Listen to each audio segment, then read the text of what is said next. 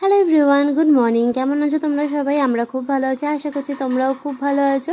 আজকে হলো আমাদের বেনারসের তৃতীয় দিন, আর এখন যাচ্ছি আমরা বোট রাইডিং করতে। এখন ওই সকাল 6টার মতন বাজে, আর আমরা কিন্তু রিহুকে নিয়ে সকাল সকাল বেরিয়ে পড়েছি। আজকে রনি যাচ্ছে না, কারণ রনি বলছে বোট রাইডিং করার জন্য আমি আবার নিজের সকালের ঘুম ডিস্টার্ব করতে পারবো না, তাই ওকে আমরা বাড়িতেই মানে হোটেলেই ছেড়ে এসেছি। তো রিহুকে নিয়ে কিন্তু সকাল সকাল আমরা বেরিয়ে গেছি। আর দেখো, আমরা কিন্তু দশাশ্বমেধ ঘাট থেকে বোট নিয়েছিলাম, আর আমাদের পার পার্সনের চার্জ লেগেছিল 200 টাকা করে, মানে দুজনের 400 টাকা। পার্সোনাল বোট নিলেও কেউ নিতে পারো, তবে সেটা 3000 4000 টাকা করে পড়ে। তো আমার মনে হলো যে ওটা ওয়েস্ট অফ মানি। হ্যাঁ, ফটোশ্যুট হয়তো খুব ভালো হয়, কিন্তু আমার দরকার ছিল না, তাই আমি 400 টাকা করেই দুজন ঘুরে এসেছি। আর বোট রাইডাররা কিন্তু বলে যে 40টা ঘাট আমরা ঘুরিয়ে দেবো। 84টা ঘাট টোটাল আছে বেনারসে, তো 40টা ঘাট আমরা বোট রাইডিং করে ঘুরিয়ে দেবো।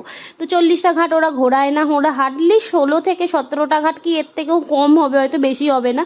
তো এরকমই ঘাট ঘোরায়। আর ঘাটগুলো যেহেতু একটার গায়ে একটা লাগানো, তাই কিন্তু অত একটা বোঝা যায় না। আর ওরা ঘাট ঘোরানোর সাথে সাথে কিন্তু ঘাটের সম্বন্ধে যত হিস্ট্রি আছে ওরা সমস্তটাই বলে, এটা বেশ ভালো জিনিস। আর ওই যে চিতা জ্বলছে দেখতে পাচ্ছ, ওটা কিন্তু মণিকর্ণিকা ঘাট, কালকেই আমরা এসেছিলাম। আর আমরা গঙ্গার ওই পারে গেছিলাম, মানে এখানে দেখো চর পড়ে গেছে, বালি জমে গেছে।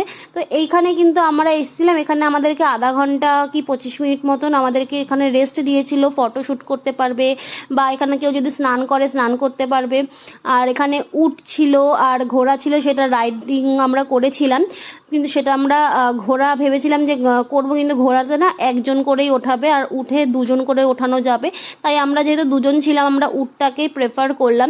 প্রথমে তো রিহু উঠতেই চাইছিল না, রিহু খুব ভয় পাচ্ছিল। তারপরে আমরা অনেক কষ্ট করে ধরে বেঁধে ওকে ওঠালাম, কারণ আমি কোনোদিনও উট চড়িনি।